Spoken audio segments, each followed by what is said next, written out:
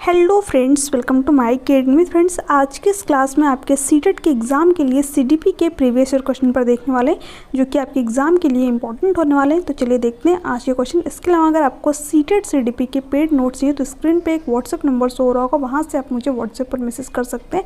जो लोग अभी नोट्स को परचेज कर रहे हैं उनको मैं Hindi pedagogy plus English pedagogy जो मेरे खुद के लिखे हुए हैंड रिटन नोट्स है वो भी प्रोवाइड कर रही हूँ।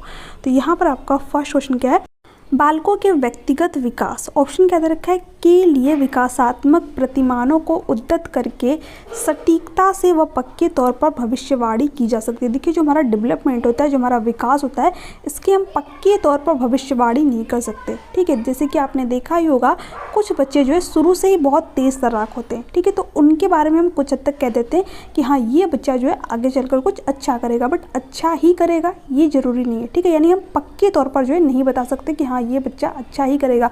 मान लीजिए शुरू में उसको इन्वायरमेंट अच्छा मिल गया हो, ठीक है, बट बाद में उसके अकॉर्डिंग उसको इन्वायरमेंट ही ना मिले, ठीक है, मार काट वाला इन्वायरमेंट मिल जाए, ठीक है, चोरी वाला इन्वायरमेंट मिल जाए, तो फिर बच्चे का विकास उस डायरेक्शन में होने लगेगा, है ना। तो हम पक्के तौर पर नहीं बता सकते कि जो विकास है वो बच्चे का किस डायरेक्शन में होगा, है ना। ये डिपेंड करता है कि उसको हेरिडिटी कैसी मिली और कैसा इन्वायरमेंट मिला। तो ये आपका यहाँ पर नहीं होगा। के लिए पूर्वानुमान बिल्कुल नहीं लगाया जा सकता। देखिए, बिल्कुल भी नहीं लगाया जा सकता ये कहना गलत हो जाएगा। ठीक है, कुछ हद तक तो हम बता पा रहे हैं ना कि हाँ ये बच्चे का जो है विकास आगे चलकर इतना हो सकता है। ठीक है, तो कुछ हद तक हम प्रेडिक्ट कर सकते हैं, बट बिल्कुल भी नहीं कर सकते ये कहना भी गलत हो जाएगा। पक्के तौर पर कर सकते हैं ये कहना भी गलत हो जाएगा। ठीक है, यानी कि सेकंड ऑप्शन भी आपका यहाँ पर नहीं होगा। के लिए कुछ हद तक पूर्वानुमान लगाया जा सकता है, बिल्कुल सही बात है। जो हमारा डेवलपमेंट होता है इसके बारे में हम कुछ हद तक प्रेडिक्ट कर सकते हैं, ठीक है, बट पक्के तौर पर नहीं कर सकते। ठीक है, और बिल्कुल भी नहीं कर सकते ये भी नहीं होगा। हाँ, कुछ हद तक जो है हम इसके बारे में प्रेडिक्ट कर सकते हैं, अनुमान लगा सकते हैं। तो थर्ड ऑप्शन आपका यहाँ पर राइट आंसर हो जाएगा। परंतु सभी बच्चों के विकास की दर अलग अलग होती है। देखिए, ये भी बात यहाँ पर सही है। जो रेट ऑफ डेवलपमेंट होती है ये हर बच्चे में अलग अलग होती है। कुछ बच्चे जो है 1 से 1.5 साल में ही चलना बोलना स्टार्ट कर देते हैं और कुछ बच्चे जो है वहीं पर 8 से 9 महीने में ही जो है चलना बोलना स्टार्ट कर देते हैं। तो जो रेट ऑफ डेवलपमेंट होती है, जो विकास की दर होती है, जो समय होता है बच्चों के अंदर, वो अलग अलग होता है। ठीक है, कुछ बच्चों की जो ग्रोथ होती है वो फास्ट होती है और कुछ बच्चों की जो ग्रोथ होती है वो स्लो होती है। तो ये बात सही है। तो थर्ड ऑप्शन आपका राइट आंसर हो जाएगा। अव्यवस्थित व असतत होता है। देखिए, जो हमारा डेवलपमेंट होता है, जो हमारा विकास होता है, एक सतत प्रक्रिया है, निरंतर चलने वाली प्रक्रिया है। माँ के गर्भ से शुरू होती है और कब्र तक जाती है, यानी जब तक हमारी मृत्यु नहीं होती तब तक ये प्रक्रिया जो है निरंतर चलती रहती है। ठीक है, और अव्यवस्थित नहीं है, एक सीक्वेंस में चलने वाली प्रक्रिया है। ठीक है, व्यवस्थित प्रक्रिया है। जैसे कि जब बच्चे का जन्म होता है तो वो अचानक से थोड़ी दौड़ना स्टार्ट कर देता है। सबसे पहले तो वो बैठना सीखता है, फिर उसके बाद में खड़ा होना सीखता है, फिर चलना सीखता है, उसके बाद कहीं जा करके दौड़ना सीखता है। तो विकास क्या है, एक व्यवस्थित प्रक्रिया, एक सीक्वेंस में चलने वाली प्रक्रिया है। ठीक है, तो ये भी आपका नहीं होगा क्योंकि यहाँ पर अव्यवस्थित और असतत दे रखा है, जबकि विकास क्या होता है, व्यवस्थित और सतत होता है। ठीक है, तो थर्ड ऑप्शन आपका यहाँ पर राइट आंसर हो जाएगा। नेक्स्ट क्वेश्चन क्या है, निम्नलिखित में से कौन सा कथन सही है। अब देखिए, हमें यहाँ पर सही कथन बताना है। फर्स्ट ऑप्शन क्या दे रखा है, विकास क्रमबद्ध नहीं होता है। तो अभी मैंने आप लोगों के साथ में यही चीज़ डिस्कस की कि विकास क्या है, क्रमबद्ध प्रक्रिया है। ठीक है, सीक्वेंस में चलने वाला प्रोसेस है। तो यहाँ पर तो दे रखा है कि विकास क्रमबद्ध नहीं है, तो ये ऑप्शन आपका नहीं होगा। विकास अव्यवस्थित होता है। देखिए, जो विकास है ये क्या होता है, एक व्यवस्थित प्रक्रिया है। ठीक है, एक सीक्वेंस में चलने वाली प्रक्रिया है, बट यहाँ पर फिर से दे रखा है अव्यवस्थित होता है, तो ये भी ऑप्शन नहीं होगा। विकास एक सतत प्रक्रिया है, बिल्कुल सही बात है। तो थर्ड ऑप्शन आपका यहाँ पर राइट आंसर हो जाएगा। सतत का मतलब क्या होता है, निरंतर चलने वाली प्रक्रिया है, यानी माँ के गर्भ से शुरू हो रही है और जब तक हमारी मृत्यु नहीं हो रही है तब तक जो ये प्रक्रिया निरंतर चलती रहती है। ठीक है, तो थर्ड ऑप्शन आपका राइट आंसर हो जाएगा। विकासात्मक प्रतिभान सांस्कृतिक परिवेश से प्रभावित नहीं होते। देखिए, ये कहना तो यहाँ पर बिल्कुल ही गलत हो जाएगा। जो हमारा डेवलपमेंट होता है क्या हमारे संस्कृति से प्रभावित नहीं होता। आप किस संस्कृति में रह रहे हैं, ठीक, किस समाज में रह रहे हैं, ये सारी चीज़ें जो है आपके विकास को प्रभावित करती हैं। ठीक है, आप जिस तरीके की संस्कृति में रहेंगे, जिस तरीके के समाज में रहेंगे, उसी तरीके का जो आपका डेवलपमेंट है, जो आपका विकास है वो भी होगा, है ना। तो फोर्थ भी आपका यहाँ पर गलत है, यहाँ पर थर्ड ऑप्शन राइट आंसर हो जाएगा। नेक्स्ट क्वेश्चन की तरफ चलते हैं। यहाँ पर क्वेश्चन क्या दे रखा है, बच्चे अपने समाज के बारे में ज्ञान, रहने के कौशल, मूल रीतियाँ किससे सीखते हैं। तो देखिए, जो बच्चा होता है वो अपने आस पड़ोस से भी चीज़ों को सीखता है ना, क्योंकि उसके आसपास का इन्वायरमेंट कैसा है, उसके घर के आसपास के लोग जो हैं वो रहने वाले कैसे हैं। ठीक है, तो बच्चा वहीं से तो चीज़ों को सीखता है। ठीक है, इसके साथ साथ जो है बच्चा धर्म से भी चीज़ों को सीखता है, उसके धर्म में किस तरीके की चीज़ें फॉलो की जा रही हैं। ठीक है, बच्चा जो है जिस फैमिली में जन्म लेगा उस फैमिली के लोग जो है जिस धर्म का पालन करते होंगे, बच्चा भी फिर उसी धर्म का पालन करेगा, ठीक है, उसके अकॉर्डिंग ही चीज़ें करेगा, है ना। तो जो धर्म होता है वो भी क्या करता है, बच्चे के रहने के कौशल, मूल रीतियाँ, ठीक है, बच्चे के ज्ञान को प्रभावित करेगा।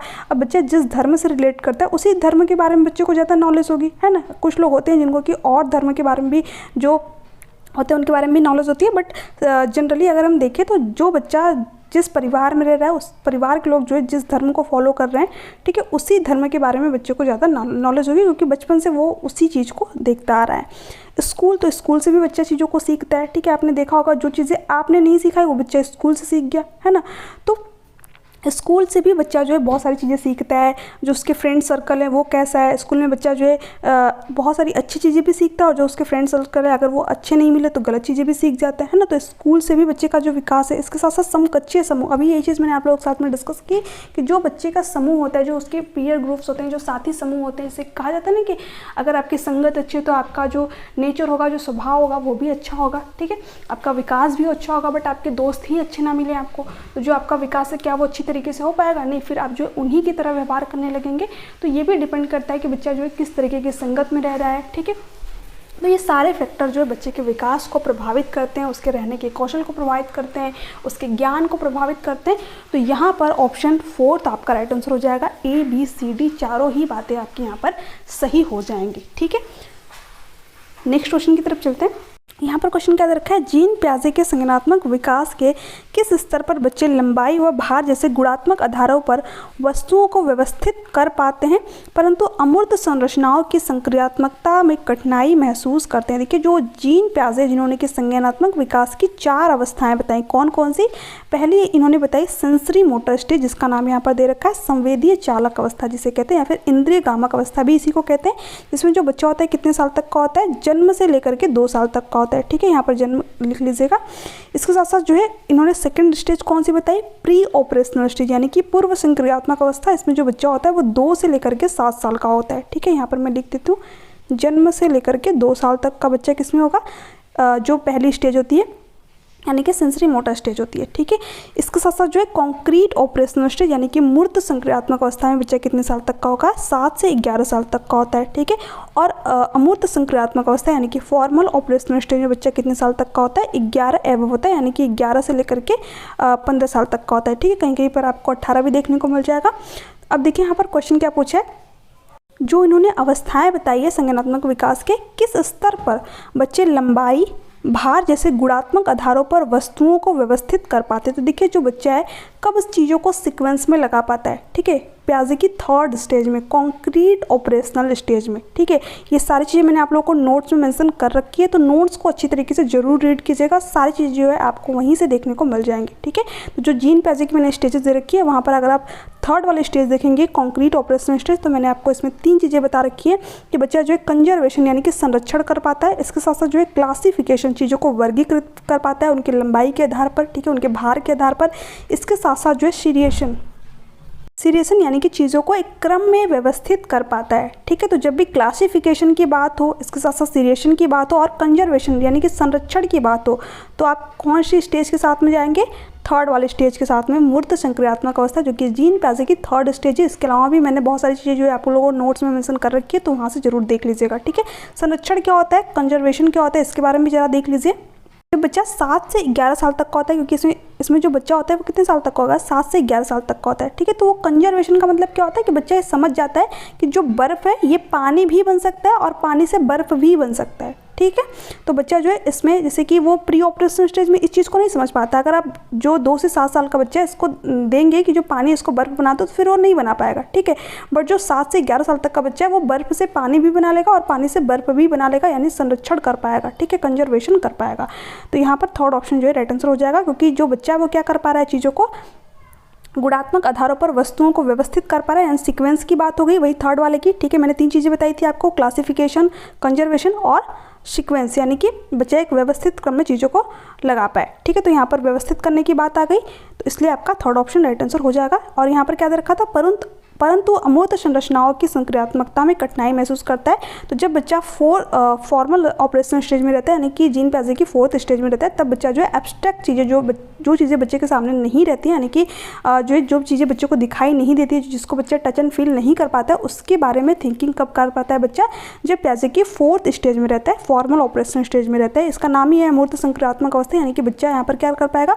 अमूर्त चीज़ों के बारे में भी थिंकिंग कर पाएगा। ठीक है, बट यहाँ पर क्या दे रखा है कि अमूर्त संरचनाओं में जो बच्चा है वो कठिनाई महसूस कर रहा है, यानी कि अभी बच्चे के अंदर एब्स्ट्रैक्ट थिंकिंग नहीं आई है।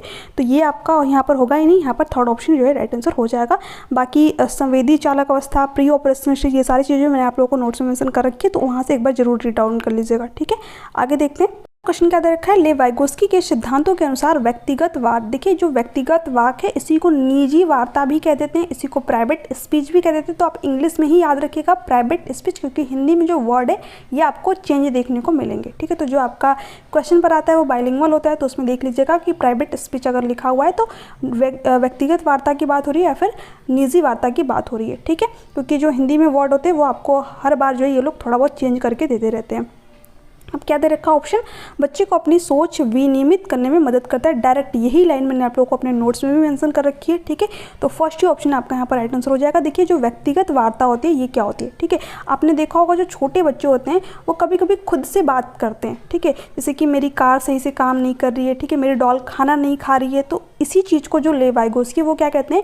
व्यक्तिगत वार्ता। ठीक है, निजी वार्ता। ऐसा करके बच्चा क्या करता है? अपनी सोच को एक डायरेक्शन देता है, दिशा देता है। ठीक है, तो इन्होंने यही कहा है कि जो बच्चा होता है जो खुद से प्राइवेट स्पीच करता है, व्यक्तिगत वार्ता कहता है, ऐसा करके क्या करता है? बच्चा अपने सोच को विनियमित करता है। ठीक है, तो फर्स्ट ऑप्शन जो है यहाँ पर राइट आंसर हो जाएगा। वैसे तो इन्होंने 3 प्रकार के स्पीच की बात की है, तीनों चीज़ें मैंने आप लोगों को नोट्स में मेंशन कर रखी है। पहली स्पीच इन्होंने कौन सी दी है? सोशियो स्पीच, यानी बच्चा क्या करता है? समाज से इंटरेक्ट करता है। दूसरी इन्होंने क्या बताई है? प्राइवेट स्पीच, जिसमें कि बच्चा खुद से जो है बात करता है, बाहर जोर जोर से बोल बोल कर। इसके अलावा जो है इन्होंने दी है साइलेंट इनर स्पीच। ठीक है, साइलेंट इनर स्पीच का मतलब क्या होता है कि अब बच्चा बाहर चीज़ों को व्यक्त नहीं करेगा। ठीक है, अब अंदर मन में ही उन चीज़ों को जो है सोच लेगा, खुद से बात कर लेगा। जैसे कि अभी हम लोग हो गए तो हम लोग क्या करते हैं? क्या बाहर बोल बोल के चीज़ों को बात करते हैं? ठीक है, हम लोग तो अभी जो भी चीज़ें हमारे माइंड में चल रही हैं, जो भी चीज़ें हमारे साथ जो है हो रही हैं, उनको हम मन में ही सोच लेते हैं कि अच्छा आज हमें ये करना है। ठीक है, ये सारी चीज़ें हैं। तो हम जब मन में खुद अंदर ही अंदर खुद से बातें करते हैं, ठीक है, तो वो हमारे अंदर क्या आ गई है? साइलेंट इनर स्पीच अब आ गई है। ठीक है, बट जो छोटा बच्चा होता है उसके अंदर अभी साइलेंट इनर स्पीच नहीं होती, तो बाहर, ठीक है, उसको फ़र्क नहीं पड़ता कौन देख रहा है कौन नहीं देख रहा है, बाहर खुद से बोल बोल कर जोर जोर से बातें करता है कि मेरी डॉल खाना नहीं खाई, मेरी कार सही तरीके से काम नहीं कर रही है। ठीक है, आपने देखा ही होगा, जो छोटे बच्चे होंगे उनको कभी एब्जॉर्व कीजिएगा, ये सारी चीज़ें जो है आपको वहाँ पर देखने को मिल जाएंगी। तो फर्स्ट ऑप्शन आपका राइट आंसर हो जाएगा। बच्चे की सोच में रुकावट पैदा करता है। देखिए जो ले वाइगोस्की कभी ये नहीं कहेंगे कि जो निजी वार्ता है, जो प्राइवेट स्पीच है, बच्चे के सोच में रुकावट पैदा करता है, बल्कि बच्चे को हेल्प करता है। ठीक है, बच्चे की सोच को एक डायरेक्शन देता है, रुकावट पैदा नहीं करता है, तो ये नहीं होगा। बच्चे की आत्म केंद्रिता दर्शाता है। देखिए जो ले वाइगोस्की है ना, जब बच्चा खुद से बात करता है तो उसको प्राइवेट स्पीच बोलते हैं, बट जो जीन प्याजे हैं, जब बच्चा खुद से बात करता है तो उसी चीज़ को आत्म केंद्रिता बोलते हैं। ठीक है, तो यहाँ पर अगर जीन प्याजे दे रखा होता तो आप थर्ड ऑप्शन के साथ में जाते हैं, है ना।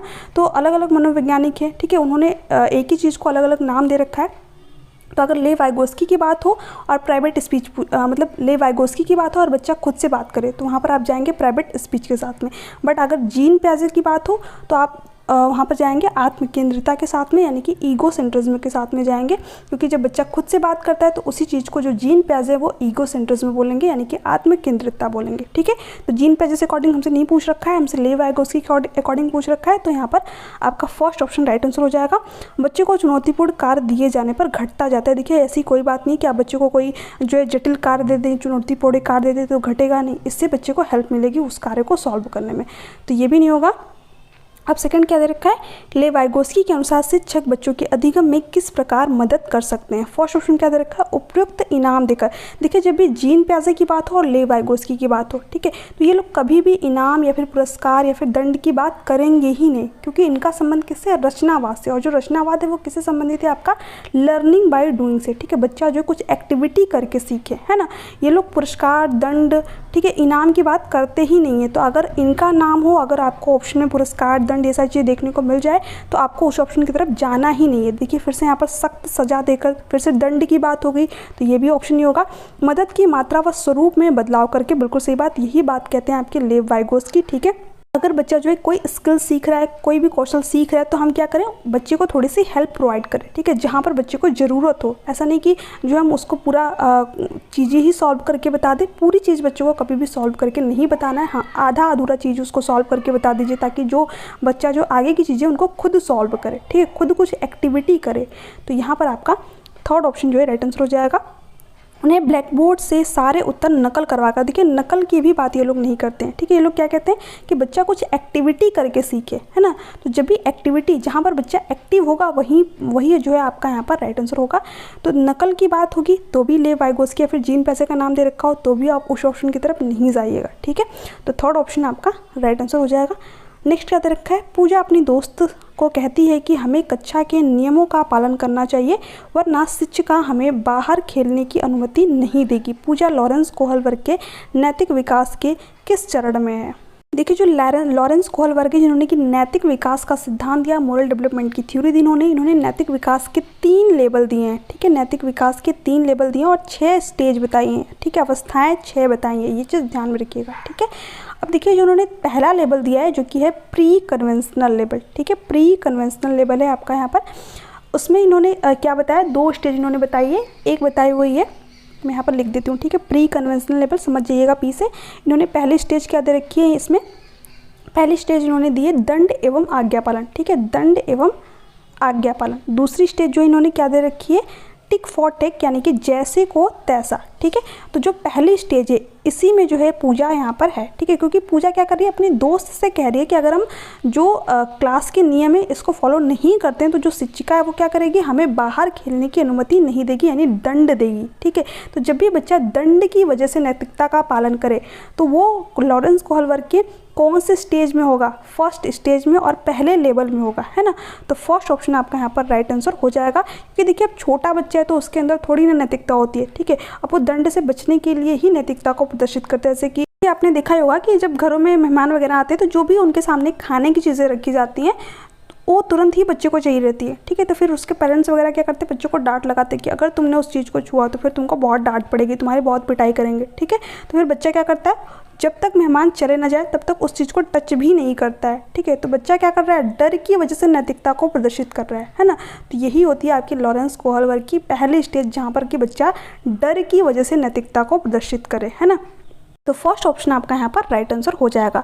अच्छा लड़का अच्छी लड़की अभिविन्यास, देखिए ये लॉरेंस कोहलबर्ग की तीसरी स्टेज है ना। ये सारी चीज़ें मैंने नोट्स में मेंशन कर रखी है, तो प्लीज़ अच्छी तरीके से उसको रीड जरूर कीजिएगा और अपनी रियल लाइफ से जो है चीज़ों को रिलेट करके देखिए, ठीक है। आपको सारे एग्जाम्पल, सारी चीज़ें जो है ईजिली समझ में आ जाएंगी जब आप देखेंगे कि जो आपके घर में छोटे बच्चे हैं या फिर जो आपके आसपास के जो छोटे बच्चे हैं, आप उनको एक बार देखिए, ऑब्जॉर्व कीजिए, ठीक है।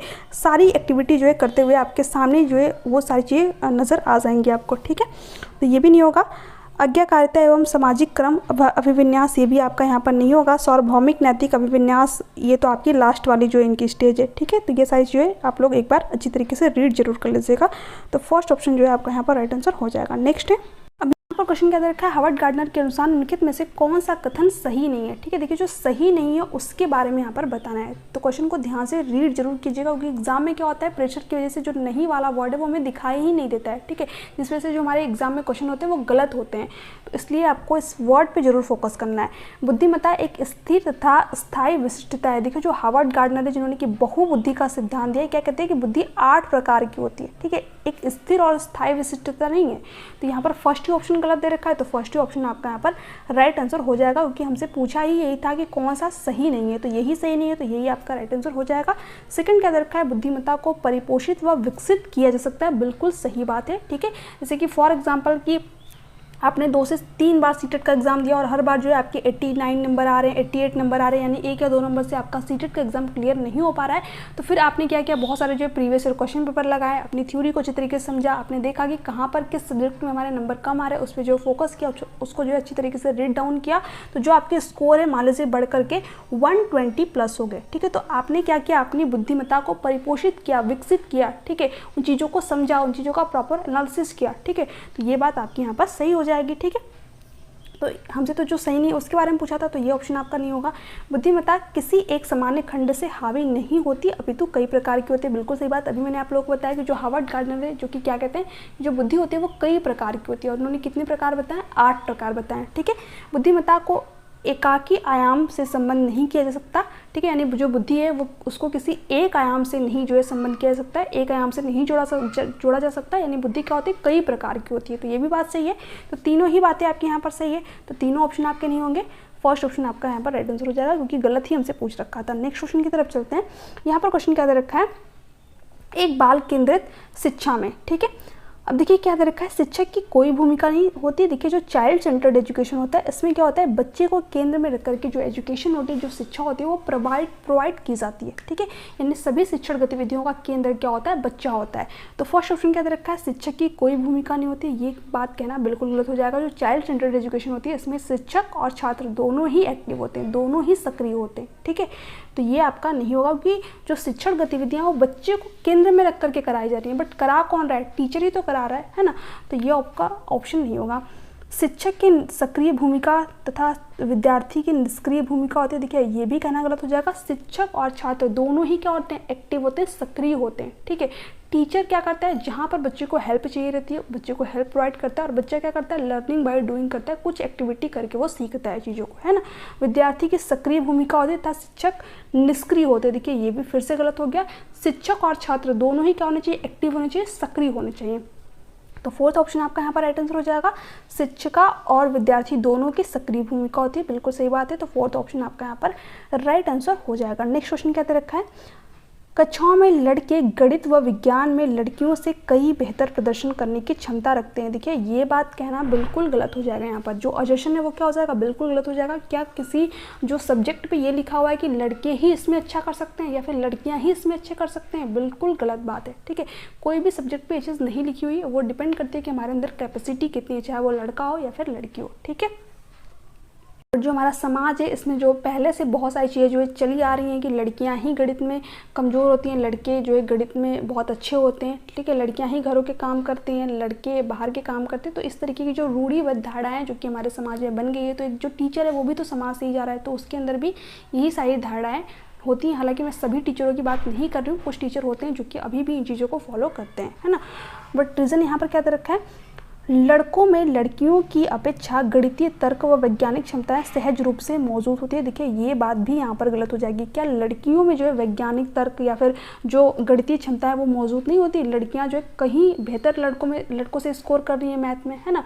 तो जो लड़का हो या फिर लड़की, दोनों में ही जो क्षमताएँ होती हैं, जो कैपेसिटी होती हैं वो हो सकती हैं। लड़के भी जो है बहुत अच्छा स्कोर कर सकते हैं मैथ में, लड़कियाँ भी कर सकती हैं, ठीक है।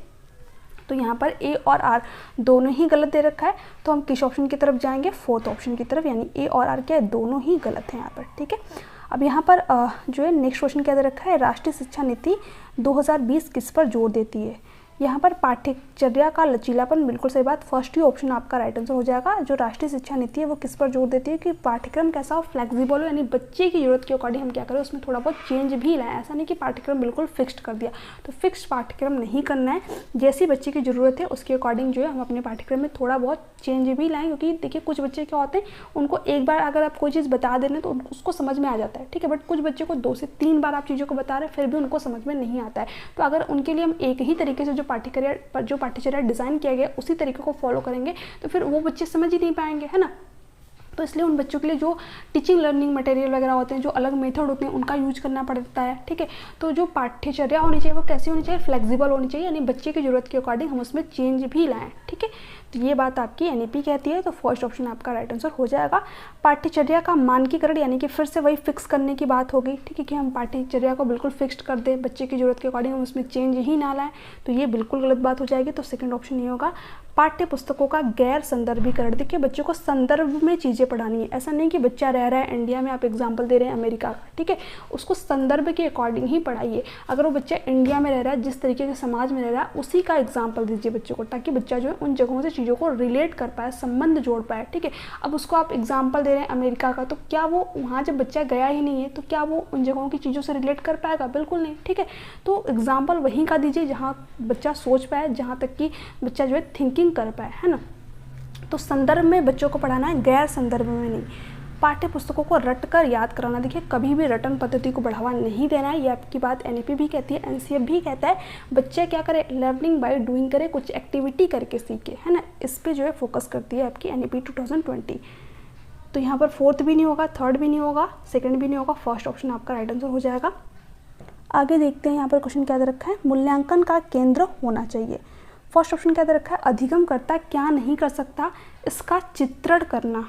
कि जो मूल्यांकन किया जाता है ये इसलिए किया जाता है कि कहाँ पर बच्चे के सीखने में कमी रहेगी, ठीक है, बच्चा जो है किस तरीके से चीज़ों को सीख रहा है ना, इसलिए जो बच्चे का इवैल्यूएशन होता है, जो मूल्यांकन होता है वो किया जाता है, ठीक है, इसलिए नहीं किया जाता है कि बच्चा जो है क्या नहीं कर सकता। तो ये ऑप्शन तो आपका यहाँ पर होगा ही नहीं। कक्षा के दूसरे बच्चों की तुलना में अधिगमकर्ताओं के प्रदर्शन का स्पष्टीकरण करना। देखिए कभी भी बच्चे को दूसरे बच्चे के साथ में कंपेयर नहीं करना है, ठीक है, उसकी तुलना नहीं करनी, क्योंकि फिर बच्चे के अंदर क्या होती है, निगेटिव जो चीज़ें होती हैं वो डेवलप हो जाती हैं कि बच्चे को लगता है कि उसका जो है स्कोर अच्छा आ रहा है, मेरा स्कोर अच्छा आ ही नहीं रहा है, ठीक है, बच्चे का ध्यान किस पे हो जाता है, नंबर पे फिर फोकस हो जाता है, उसका ध्यान सीखने पे रहता ही नहीं है, ठीक है। तो कभी भी बच्चे को दूसरे बच्चों के साथ में कंपेयर नहीं करनी, क्योंकि हर बच्चे की जो सीखने की कैपेसिटी होती है, जो क्षमता होती है वो अलग अलग होती है, ठीक है। तो ये भी बात आपकी यहाँ पर गलत हो जाएगी। मानक वर्ग के बच्चे की लेबलिंग करना। देखिए कभी भी जो बच्चे होते हैं उनकी लेबलिंग नहीं करनी चाहिए, ठीक है, कि ये बच्चा जो है बहुत ही तेज़ी से सीख रहा है, ये बच्चा जो है कम सीख रहा है, इस तरीके की जो चीज़ें होती हैं, जैसे कि फर्स्ट सेकंड, इस तरीके की जो चीज़ें होती हैं ये नहीं करना चाहिए, ठीक है। इससे क्या होता है, फिर बच्चे के अंदर निगेटिव इम्पैक्ट पड़ता है, उसको लगता है कि मैं कुछ सीख ही नहीं सकता, मैं कुछ कर ही नहीं सकता, ठीक है। तो बच्चे के जो है लेबलिंग नहीं करना चाहिए, थप्पे नहीं लगाना चाहिए, तो ये भी आपका नहीं होगा, ठीक है। इसलिए आपने देखा होगा कि अब जो है ग्रेड सिस्टम आ गया आपका। अब यहाँ पर फोर्थ क्या दे रखा है, अधिगमकर्ता क्या और कैसे सीख रहा है इसका वर्णन करना। बिल्कुल सही बात है, जो मूल्यांकन है वो इसीलिए बच्चे का किया जाता है कि बच्चा जो है क्या चीज़ें सीख रहा है, कैसे सीख रहा है, किस तरीके से जो इन चीज़ों को सीख रहा है, जो चीज़ें जो है टीचर के द्वारा बताई गई वो बच्चे को समझ में आई या फिर नहीं, जिस मेथड का टीचर के द्वारा यूज किया गया उससे बच्चों को हेल्प मिली या फिर नहीं। तो ये सारी चीज़ें जो है इसके अंतर्गत आपकी आती है इवैल्यूएशन के अंतर्गत, ठीक है। तो फोर्थ ऑप्शन आपका यहाँ पर राइट आंसर हो जाएगा। ये था आपका आज का लास्ट क्वेश्चन कैसे लगे नीचे कमेंट सेक्शन में कमेंट करके जो बताइएगा। अगर आपको वीडियो अच्छी लगी हो तो प्लीज़ चैनल को सब्सक्राइब कर लीजिएगा, बेल आइकन को प्रेस कर दीजिएगा, ताकि जो आगे की क्लासेस है उसका नोटिफिकेशन आप लोगों को मिल जाए। इसके अलावा जिन्होंने अभी तक नोट्स को परचेज नहीं किया है, नोट्स को परचेज जरूर कीजिए, बहुत ही इंपॉर्टेंट नोट्स है, बहुत ही शॉर्ट फॉर्म में बनाए गए हैं वो नोट्स। और जो हिंदी पेडागोजी के नोट्स है और इंग्लिश पेडागोजी के नोट्स है, जो कि मेरे द्वारा खुद हैंड रिटन नोट्स है, उनको जो है बार बार रीड कीजिए। इसके साथ साथ जो CDP के नोट्स हैं, ठीक है, इनको अच्छी तरीके से रीड कीजिए, आपके एग्ज़ाम में जो है आपका बहुत ही अच्छा स्कोर आएगा, ठीक है। तो चलिए मिलते हैं नेक्स्ट क्लास में, तब के लिए bye bye, take care, thanks for watching, thank you so much. कोई भी डाउट हो, कोई भी क्यूरी तो आप नीचे कमेंट सेक्शन में कमेंट करके पूछ सकते हैं। इसके अलावा टेलीग्राम चैनल का जो लिंक है आप लोगों को नीचे डिस्क्रिप्शन बॉक्स में मिल जाएगा, वहाँ से जो है टेलीग्राम चैनल को भी जरूर ज्वाइन कीजिएगा, ठीक है। Thanks for watching.